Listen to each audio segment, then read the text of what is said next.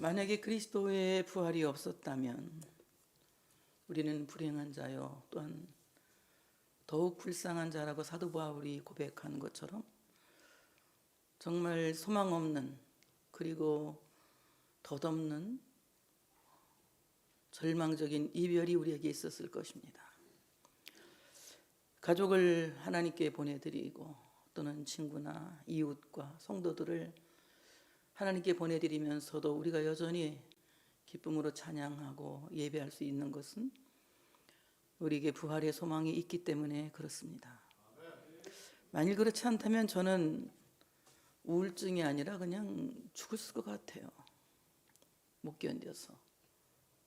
부활의 소망이 있기 때문에 우리는 그래도 또 이 땅에서 슬픔과 고통은 잠시뿐이라는 것을 기억하고 영원하신 하나님의 나라를 소망하는 줄로 믿습니다. 오늘 우리 주님께서 이 어둠을 뚫고 우리에게 나오셔서 우리에게 산 소망이 되셨습니다. 그 하나님께 할렐루야 영광을 돌려드립니다. 오늘 주님께서 부활하신 날을 믿지 않는 사람들은 일요일, 썬데이라고 말하지만 우리는 주일, 주의 날이라고 말합니다. 안식 후 첫날, 바로 이 날은 주의 날, 주님께서 부활하신 날이라는 거죠. 그래서 오늘 주일날은 어떤 사람이 주인공이 되는 날이 아니고 어떤 사람이 중심이 되는 날이 아니라 예수가 중심이 되는 날이고 예수의 부활이 주인공이 되는 날이라고 하는 사실을 믿으시기를 축복합니다.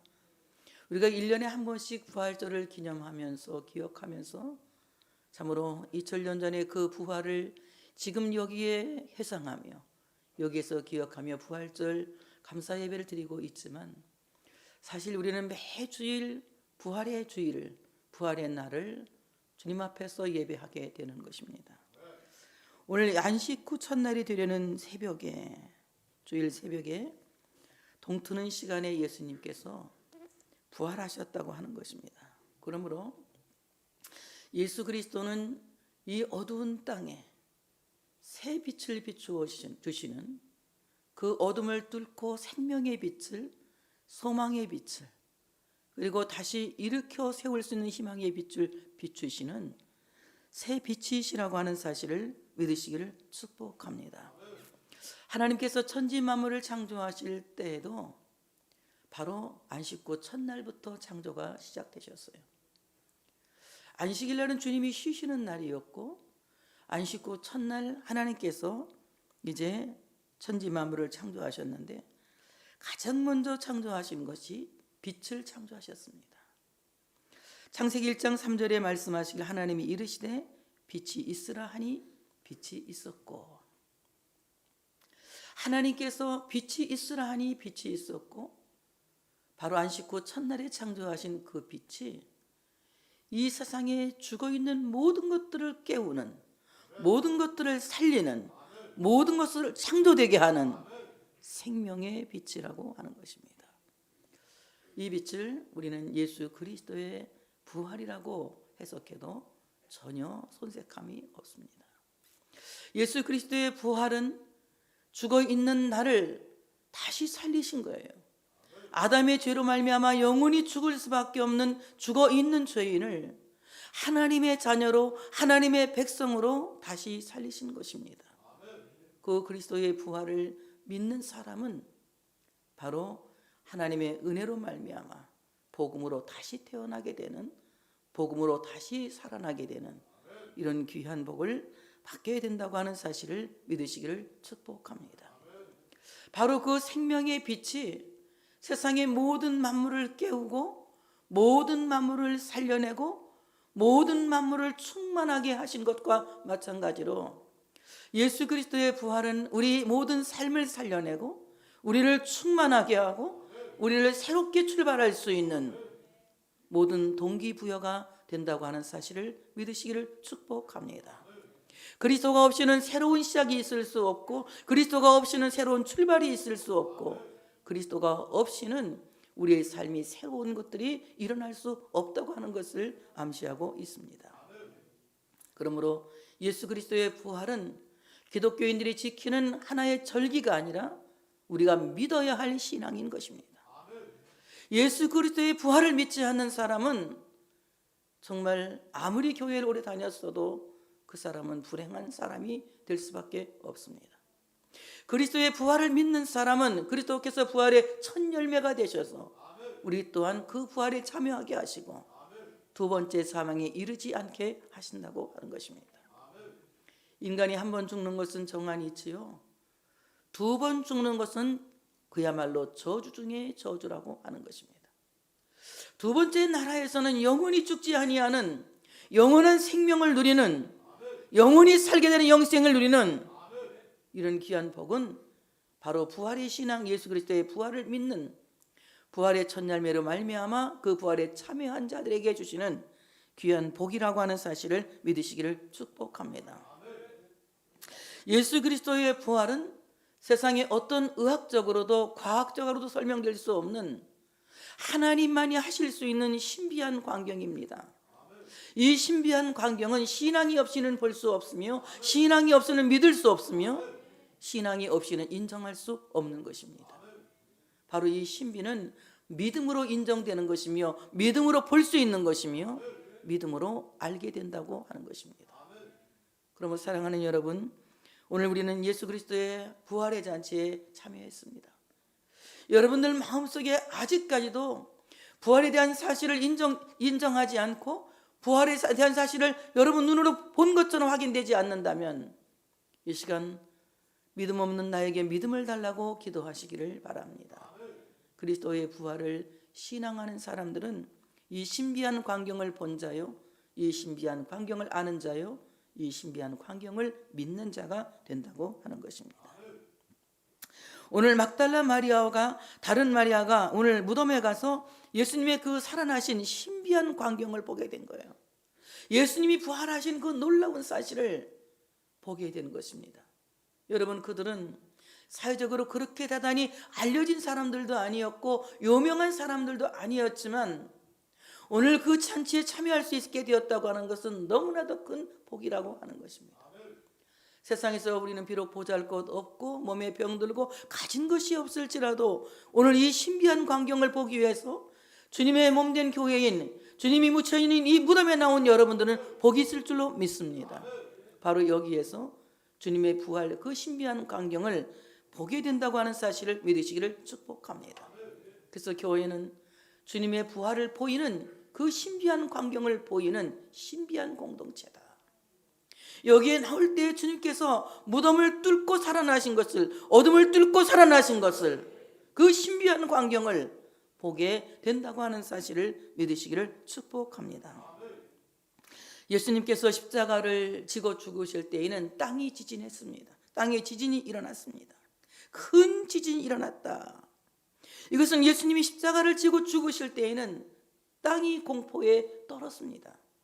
그러나 예수님께서 부활하실 때에 땅은 기뻐 뛰었다는 거예요. 예수님이 돌아가실 때에는 땅이 놀라움과 공포에 떨었지만 예수님이 부활하실 때에는 땅이 기뻐 춤추는 지진이 일어났다고 하는 것입니다. 우리 안에서 이와 같은 거룩한 지진이 일어나야 할 줄로 믿습니다. 예수님의 부활의 그 놀라운 신비한 광경을 내가 인식하지 않고 믿지 않고 과연 그렇다고 인정하지 않을 때에는 나는 항상 세상에 대한 두려움 때문에 공포에 떨었습니다. 오늘 내가 어떻게 살아야 하지? 내일은 내게 어떤 일이 벌어질지 항상 두려움과 근심과 걱정에 떨고 있었지만 오늘 부활의 날, 주의 날 주님 앞에 나온 여러분들은 부활하신 예수님으로 말미암아 여러분 모두가 정말 기뻐 춤추는, 땅이 춤추는 거룩한 지진이 우리 모두에게 일어나야 할 줄로 믿습니다. 정말 떨리는 경외심으로 찬양하며, 떨리는 경외심으로 하나님의 말씀을 들으며, 떨리는 경외심으로 이 예배에 참여할 수 있는 이 거룩한 떨림이 우리 안에 있어야 된다는 것입니다. 똑같은 지진입니다. 예수님이 돌아가실 때도 지진이 일어났고 예수님 부활하실 때도 지진이 일어났고 무덤이 터지는 이런 역사가 일어났습니다.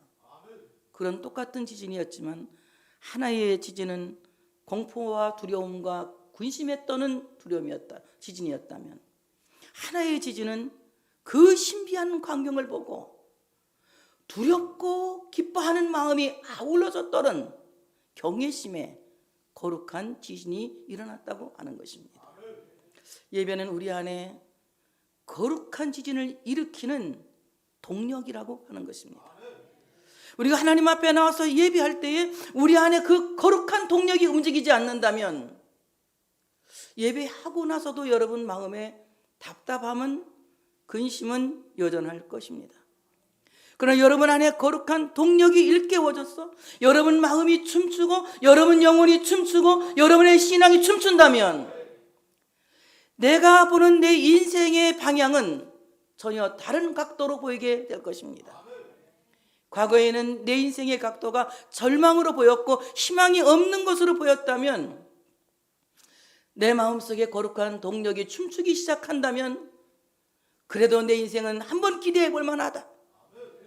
내가 내일을 살아볼 만하다. 내일은 분명히 하나님이 내 인생에 해를 뜨게 하실 것이다 라고 하는 그리스도의 그 부활의 아침을 맞이하는 우리 모두가 되어질 줄로 믿습니다. 우리의 모든 삶에 참으로 신앙에 동이 트는 것은 그리스도의 부활로 말미암은 것이다. 그러므로 그리스도의 부활은 승리의 표적이라고 하는 것입니다. 오늘 주의 천사가 하늘로부터 내려와 돌을 굴려냈다고 말합니다. 물을 막은 이 돌, 내가 사전을 찾아봤어요. 도대체 이 돌은 얼마나 큰 돌일까, 얼마나 무거운 돌일까 이렇게 생각하고 한번 사전을 찾아봤더니 이 무덤을 막은 돌의 무게가 1800kg이라고 하더라고요. 그래서 내가 한번 쌀로 이렇게 한번 계산을 해봤어요. 쌀 한 가마니가 몇 킬로죠? 80kg이죠. 그래서 쌀로 해봤더니 22가마니에 해당하는 돌이 딱 무덤을 막고 있는 겁니다. 크레인이나 와야 움직일 수 있는 돌이에요. 사람은 도저히 움직일 수 없는 돌입니다. 그런데 오늘 그 돌을 천사가 굴려냈다고 하는 것입니다. 부활이라고 하는 이 놀라운 사건은 하나님이 그 어둠을 뚫으신 것이고 절망을 뚫으신 것이지 인간이 어떤 사람도 그 돌을 옮겨놓을 수가 없는 것입니다. 아담이 타락하여 범죄하여 지은 그 죽음의 돌은 어떤 성인 군자도 옮겨놓을 수 없습니다. 인간의 의는 그것을 옮기기에 역부족이고 모두가 한계에 부딪힐 수밖에 없습니다. 그런데 천사가 그 돌을 옮겼다고 하는 것은 곧 예수 그리스도께서 참으로 완전한 그 의로 말미암아 그 의를 우리에게 전가하심으로 말미암아 그 돌을 옮겨 놓으셨다고 하는 것입니다. 하나님과 나 사이에 바로 이 막힌 돌이 없어졌다고 하는 것은, 막힌 돌이 제거되었다고 하는 것은 그리스도께서 십자가를 지고 죽으시고 완전히 나의 죄가 되셔서 완전히 나의 죄가 되셔서 나의 죄를 위해서 십자가에 죽으시고 살아나심으로 말미암아 완전한 나의 의가 되시고 그 의를 나에게 전가하심으로 말미암아 하나님이 치우신 돌이다. 하나님이 헐어버리신 돌이다. 하나님께서 치우셔야만이 이 돌은 없어지는 돌이라고 하는 것입니다. 아무도 이 돌을 치울 수 있는 사람은 없습니다. 이 돌을 치울 수 있는 분은 오직 예수 그리스도 외에는 없다는 것이에요.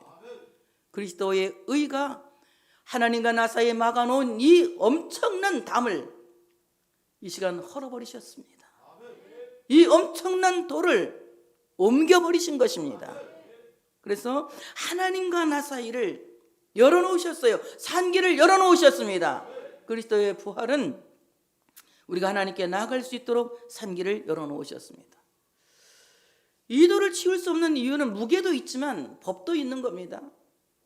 그 당시 법조항으로 빌라도 총독의 이름이 인장이 찍혀서 막힌 돌이기 때문에, 인봉한 돌이기 때문에 아무도 그들을 치울 수 있는 권리나 권한이 없는 거예요. 법조항이 있기 때문에. 만약에 그것을 치운 사람은 법에 따라서 심판을 받게 되고 사형을 받게 되는 것입니다. 그런데 어떻습니까? 빌라도가 사형할 수 없는 하나님께서 이 돌을 치우신 것입니다. 인간은 아무도 책임지지 않아도 되는, 바로 그리스도께서 책임져야 하는 그 모든 책임이 하나님께로 돌아가서, 예수님께로 돌아가서 이 돌이 치워졌다고 하는 것입니다. 하나님과 나 사이에 막힌 돌은 바로 어떤 인간이 책임지기 위해서 치운 돌이 아니라 그리스도께서 우리의 죄를 책임지시고 치우신 돌이라고 하는 것입니다. 그러므로 주님은 나의 죄를 책임지셨고 나를 의롭다 칭하심으로 하나님의 자녀가 되게 하셨고, 이 모든 불의의 법에서, 죽을 수밖에 없는 멸망의 법에서, 이 사망의 법에서 생명의 법으로 우리를 자유케 하시고 새롭게 하셨다고 하는 사실을 믿으시기를 축복합니다. 저는 이 말씀을 생각하면서 스가랴 4장 7절의 말씀이 생각나더라고요. 큰 산아 내가 무엇이냐, 내가 수룹바벨 앞에서 평지가 되리라. 바로 이 막혀있는 빌라도 총독의 이름이 적혀져서 막혀있는 이 20쌀 22가마니의 무게가 되는 이 큰 돌이 무슨 문제가 되겠냐? 바로 우리의 수룹바벨이신 예수 그리스도 앞에서는 그것은 평지가 될 것이다. 아무것도 아닌 것이 될 것이다. 하나님과 나 사이를 막고 있는 모든 죄악의 돌은 그리스도를 믿는 내 앞에서 아무것도 아닌 것이 되는 것입니다. 그러므로 여러분 인생의 돌을 치우고 싶습니까? 예수 믿으시기 바랍니다. 부활하신 예수를 믿으시기 바랍니다. 그럴 때에 우리 앞에서 막혀진 돌이 치워진다고 하는 사실을 믿으시기를 축복합니다. 무덤을 지키던 로마 군병들은 너무 무서워서 마치 죽은 시체같이 되었습니다. 그런데 오늘 예수님을 뵙기 위해서 간 막달라 마리아와 다른 마리아들은 바로 그 무덤 안에서 천사를 보게 됩니다. 그 형상이 번개 같고 그 위엄이 번쩍번쩍 빛난다는 겁니다. 죽음이 묻혀있는 그 무덤에 예수님께서 부활하심으로 말미암아 죽음 대신에 천사의 광채가 번쩍번쩍 빛나는 놀라운 역사가 일어났다고 하는 것입니다. 번개는 성경에 보면 하나님의 무기로 사용됩니다. 하나님이 원수를 무르칠 때에 번개를 치시기도 하고, 또는 하나님의 임재를 알릴 때에 번개를 치시기도 하고, 하나님은 여러 가지 방법으로 이 번개를 동원해서 사용하십니다. 내성 병력도 들어서 사용하시죠. 오늘 하나님의 위엄이 번쩍번쩍 빛나는 예배는 예수 그리스도의 부활이 있는 예배라고 하는 사실을 믿으시기를 축복합니다. 그리스도의 부활을 신앙하는 예배 공동체 안에 일어나고 있는 하나님의 위엄은 마치 번개처럼 번쩍번쩍 빛나서 우리 안에 그 하나님의 능력이 살아서 움직이기 시작하고 역사하기 시작하고 내 삶을 조명하기 시작한다고 하는 사실을 믿으시기를 축복합니다. 여러분의 모든 삶 속에 하나님이 마치 번개처럼 번쩍번쩍 먼저 앞서 행하시고, 먼저 일하시고, 먼저 역사하시고, 먼저 이기게 하시는 놀라운 역사가 있어 주시기를 축복합니다. 그 옷은 눈같이 희건을, 오늘 이 흰 옷이라고 하는 것은 어떤 존재의 순결성이나 거룩성을 가리켜서 말하고 있습니다. 예수 그리스도의 부활을 기념하는 그 공동체 안의 예배는 하나님의 그 거룩하심이, 하나님의 그 의로우심이, 하나님의 그 순결하심이 온전히 그 예배 안에 있다고 하는 사실을 믿으시기를 축복합니다. 우리의 예배는 세상의 어떤 것과 섞여서도 드리지 않습니다. 반드시 예배는 하나님의 말씀 안에서 순수하고 깨끗한 예배를 하나님께 올려드려야 할 줄로 믿습니다. 하나님께서 이 예배 안에 우리 모두와 함께 하신다고 하는 사실을 믿으시기를 축복합니다. 천사들이 막달라 마리아와 여자들에게 말합니다. 천사가 여자들에게 말하여 이르되 너희는 무서워하지 말라. 대조를 이루는 거죠. 로마의 군병들은 무서워서 마치 시체같이 되었는데 너희는 뭡니까? 로마의 군병들과 너희는 다르다 이거예요. 그들이 무서워하는 무서움과 너희들이 무서워하는 무서움은 다르다. 그들이 무서워하는 무서움은 공포에 떠는 무서움이지만 너희가 무서워하는 무서움은 경외에 찬 두려움인 것이다. 하나님을 경외하기 때문에 두렵고 떨리는 마음과 기뻐하고 좋아하는 마음이 아울러 동반된다는 것이죠. 너희는 무서워하지 말라. 십자가에 못 박히신 예수를 너희가 찾는 줄을 내가 아노라. 그가 여기 계시지 않고 그가 말씀하신 대로 살아나셨느니라. 와서 그가 누워하셨던 곳을 보라. 또 빨리 가서 그의 제자들에게 이르되 그가 죽은 자 가운데 살아나셨고 너희보다 먼저 갈리로 가시나니 거기서 너희가 배우리를 하라. 보라 내가 너희에게 일렀느니라 하거늘. 빨리 가서 그리스도께서 부활하신 사실을 제자들에게 알리라고 말씀하십니다. 그가 여기 계시지 않는다. 그가 무덤에 계시지 않는다. 예수님은 무덤을 비우시고 무덤 대신에 교회를 남기셨어요. 그러므로 바로 교회는 그리스도께서 비우신 무덤이라고 하는 사실을 믿으시기를 축복합니다. 바로 이 교회라고 하는 무덤에 와서 우리 모두는 예수 그리스도와 함께 죽고 저 무덤을 나갈 때에는 마치 어머니의 자궁에서 아이가 출산하는 것처럼, 아이가 탄생하는 것처럼 우리는 새로운 피조물이 되어서 세상 밖으로 탄생되어 나가야 할 줄로 믿습니다. 그래서 교회는 마치 무덤과 같기도 하고 또한 교회는 부활과 같기도 한 것이다.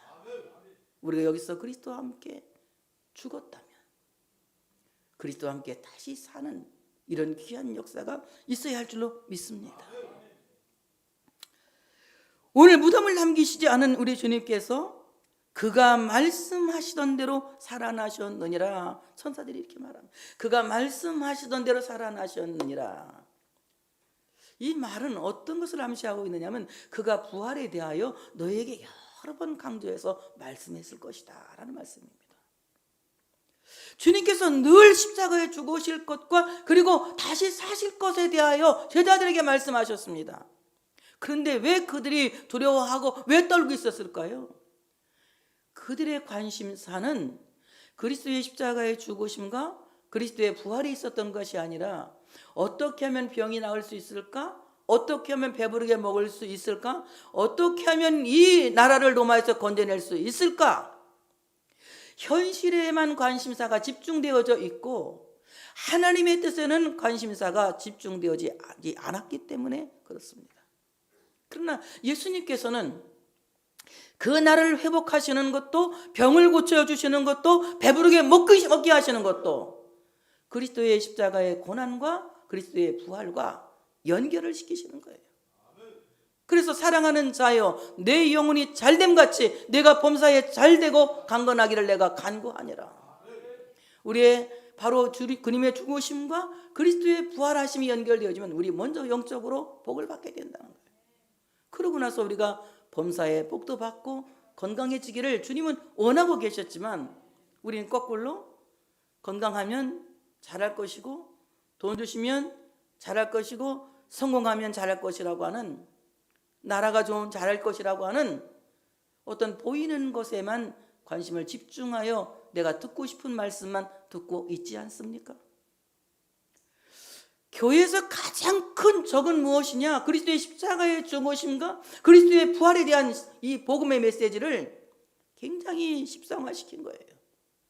그냥 뭐 보통으로 생각을 하기 때문에 그렇습니다. 여러분 이것은 정말 특별한 복음이고 특별한 은총이에요. 그리스도의 죽으심과 그리스도의 부활은 아무리 강조해도 지나치지 않다는 것입니다. 예수님께서는 반복해서 거듭거듭 부활에 대하여서 말씀하셨습니다. 그러므로 예수님의 메시지는 부활에 대하여 말씀하신 것이다. 바로 부활에 대하여서 계속해서 주님은 말씀하셨다는 죽으심과 부활하심과 죽으심과 부활하심을 마치 쌍둥이처럼 좌우의 날선 검처럼 말씀하신 거예요. 죽으심이 없이는 부활이 있을 수 없고 부활만 시작하고 죽으심이 없다면 이것은 아무 의미가 없는 겁니다. 우리 죄 때문에 죽으셨고 또 우리를 영원한 삶에 살리시기 위해서 부활하셨기 때문에 그리스도의 죽으심과 그리스도의 부활하심은 마치 좌우의 날선과 같은 양쪽으로 날이 선 칼과 같은 것이다. 우리 이것을 분명히 믿을 수 있는 우리 모두가 되어줘야 된다고 하는 사실을 믿으시기를 축복합니다. 부활, 헬라 말로 아나스타시스라고 하는 말인데요, 다시 살아난다 또는 다시 들어 올린다, 이런 뜻을 갖고 있습니다. 오늘 여기는 굉장히 신학적인 의미가 들어져 있습니다. 죽을 몸에서 죽지 아니할 몸으로 살아나는 것을 부활이라고 해요. 야이로의 딸이 살아나는 것은 부활이 아니라 그것은 회복인 것입니다. 소생인 것이에요. 수넴 여자의 아들이 살아나는 것도 그것은 부활이 아니라 회복이고 소생인 것입니다. 죽은 나사로가 살아난 것도 그것은 부활이 아니라 뭡니까? 회복이고 소생인 것입니다. 그런데 예수님의 부활은 바로 죽었다가 다시 살아나신 예수님의 부활은 죽을 몸에서 죽지 아니할 몸으로 살아나는 것입니다. 우리 예수님을 믿는 우리 모두는 죽을 몸에서 죽지 아니할 몸으로 살아났습니다. 살아서 믿는 자는 영원히 죽지 않고 죽어도 산 자다. 인간이 한 번 죽는 것은 정한이 치고 그 후에는 사후에는 심판이 있다고 말씀하셨는데, 어떤 사람들은 한 번 죽고 두 번째 영원한 생명으로 살아나서 영생을 누릴 사람이 있는가 하면, 어떤 사람은 주님이 오시는 날까지 끝까지 살다가 어느 날 주님이 오셔서 살아서 주님께 갈 자도 있어요. 근데 중요한 것은 산 자가 죽은 자보다 결코 앞서지 못한다고 말씀을 하고 있습니다. 역시 하나님은 무덤에 죽어 있는 자를 먼저 깨워서 데리고 올라가시고 그 다음에 살아남아 있는 우리를 데리고 올라가신다고 말씀하셨어요. 그렇기 때문에 우리는 사나 죽으나 온전히 주님의 것이라고 하는 사실을 믿으시기를 축복합니다. 오늘 예수 그리스도께서 십자가의 죽으심으로 말미암아 완전히 낮아지시고 그야말로 땅에 떨어지셨다는 거예요. 그래서 그것을 가리켜서 그리스도의 비하신 분, 이렇게 말합니다. 그리스도의 비하신 분은 성육신 그 자체부터 비하신 분이에요. 성령으로 동정녀 마리아에게 잉태하여 완전한 인간이 되어 세상에 오셨습니다. 인간이 되어 세상에 오셨으나 그는 점도 없고 흠도 없고 죄도 없으신 분이에요. 그렇기 때문에 완벽한 인간이시고 완전한 의인이시기 때문에 우리를 구원하기에 충분한 능력이라고 하는 사실을 믿으시기를 축복합니다. 그리스도의 비하는 주님께서 십자가의 고난을 받으시고 십자가에 죽으시고 장사되심, 이것을 그리스도의 비하라고 말합니다. 신학적으로. 그러면 부활하신 예수님은 잠자는 자들의 첫 열매가 되신다고 고린도서 15장 20절에 말씀하셨습니다. 오늘 바로 예수님께서 이렇게 부활하셨지만, 이렇게 참으로 비하신 분으로 돌아가셨지만, 그리스도께서는 부활하심으로 말미암아 그 신분이 승기되십니다. 예수님이 세상에 오시고 고난을 받으시고 죽으시고 장사되신 것을 그리스도의 비하신 분이라고 한다면은, 그리스도께서 부활하시고 승천하시고 하나님 보좌 우편에 앉으시고 다시 오시며 재림하실 그 예수를 이제 그리스도의 승기 신분이라고 말해요. 완전히 그 신분이 달라졌다는 것입니다. 여러분, 그리스도와 함께 죽으면, 그리스도와 함께 낮아지면, 그리스도와 함께 완전히 죽는 자는 그리스도와 함께 살아서 바로 그리스도인은 승기된 신분을 가진 사람들이에요. 그리스도의 부활에 참여하는 자가 되었기 때문에, 다시 오실 주님을 만날 자가 되었기 때문에 우리 모두는 복 있는 사람이라고 하는 사실을 믿으시기를 축복합니다. 아직까지도 내가 그리스도의 부활을 믿지 못한다면 우리는 참으로 고생을 많이 하게 될 것입니다. 그러므로 우리 모두가 그리스도의 부활을 믿을 수 있는 여러분 되어주시기를 축복합니다. 부활절을 영어로 이스터리라고 하는데, 이 말은 무슨 말입니까? 이 말은 동방절이라고 하는 뜻이거든요. 동방절. 예수님의 부활은 동쪽에서 밝게 솟아오르는 태양처럼 용기와 믿음과 희망으로 물들인다, 이런 뜻을 갖고 있다고 하더라고요. 나도 찾아봤어요, 사전에서. 정말 예수 그리스도의 부활, 이 동방절이라고 하는 이스터, 이 말은 바로 여러분 안에 동쪽에서 붉은 태양이 탁 떠올라서 아침이 오는구나, 아침을 환히 비춰주는 아침 햇살처럼 내 인생에 아멘 크게 할 준비하시고 쨍하고 볕들날 돌아온다. 정말 내 인생의 빛이 쨍! 빛이 쨍! 하고 우리 인생의 희망을 물들이는 것이다. 그리스도의 부활이 없다면 우리 모두는 희망을 찾을 수 없겠죠. 희망을 가질 수 없습니다.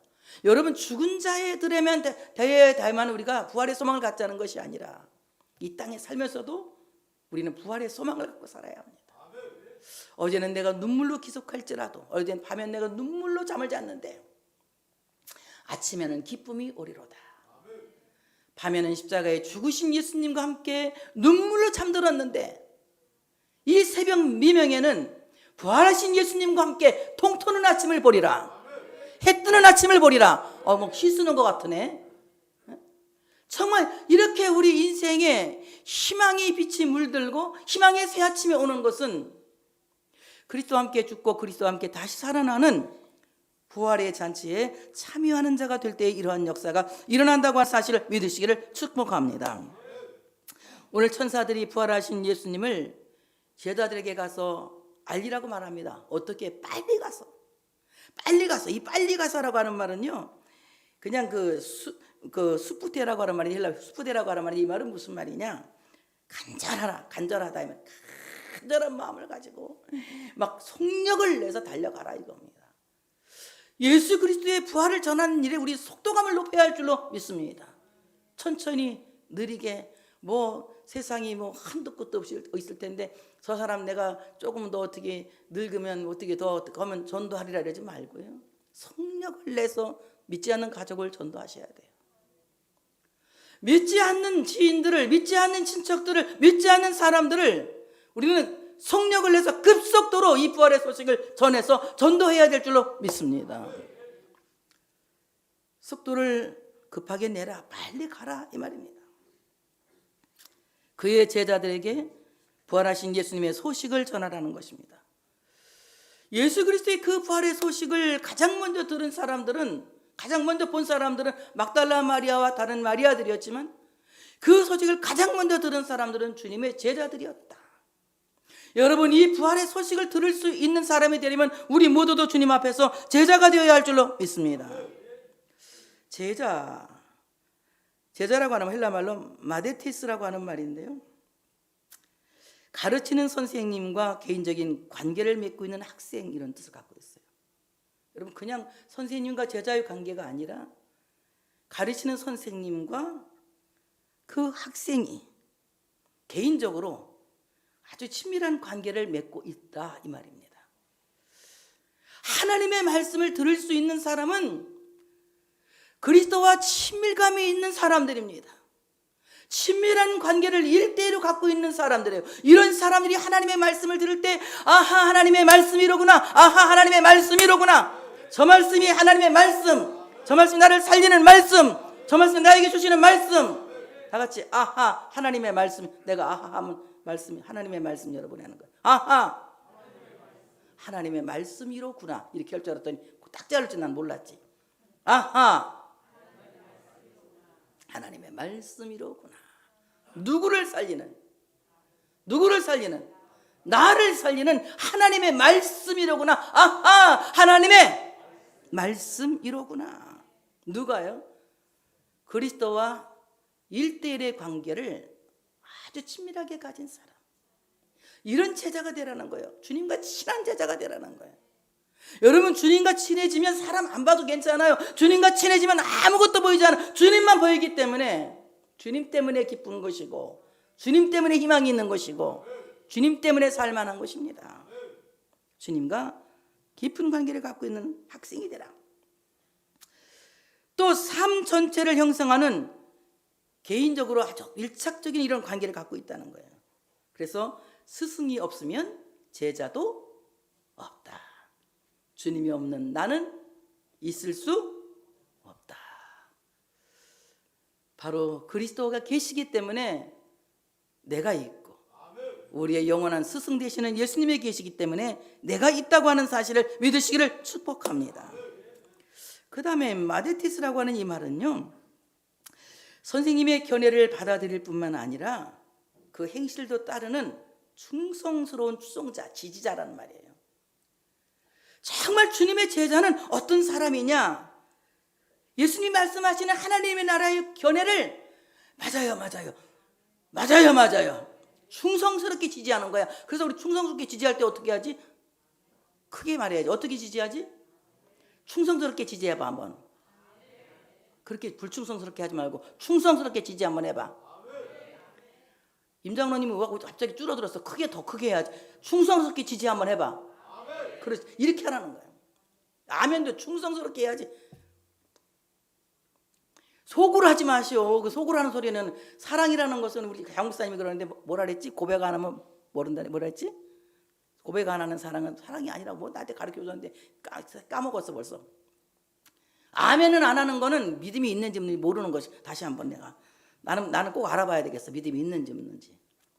예수님의 견해를 전적으로 받아들이고 전적으로 추종한다는 것을 충성아멘으로.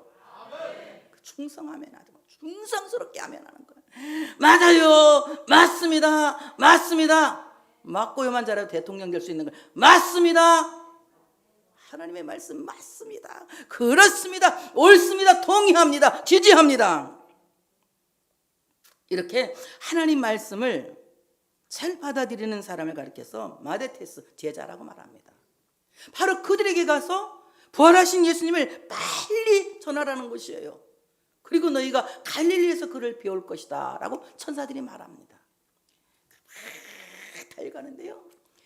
달려가는데 그 달려가는데도 달려가는 와중에 예수님을 만나요.